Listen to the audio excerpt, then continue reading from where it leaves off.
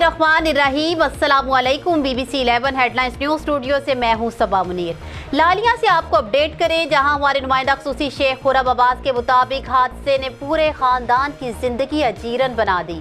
गरीब बच्चों को तालीम जैसे बुनियादी हक से भी महरूम होना पड़ा।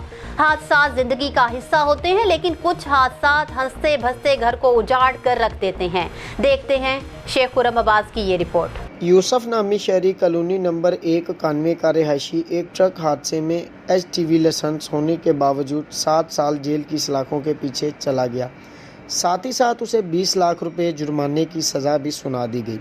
यूसुफ अपनी सज़ा के दिन तो पूरे कर चुका है, लेकिन 20 लाख ना होने की वजह से वो जेल में ज़िंदगी के दिन पूरे कर रहा है। यूसुफ की 4 बच्चियां और 2 बच्चे हैं, जिन्होंने गुर्बत और तंगदस्ती की वजह से स्कूल भी छोड़ दिया है। वालदा सारा दिन घरों में काम काज करके अपना और अपने बच्चों का पेट पालती है।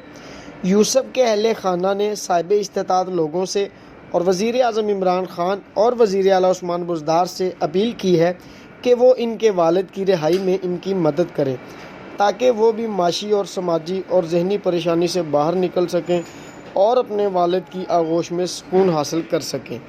कैमरामैन मोहम्मद तैयब के साथ Sheikh Khurram Abbas, BBC 11 headline news, लालिया।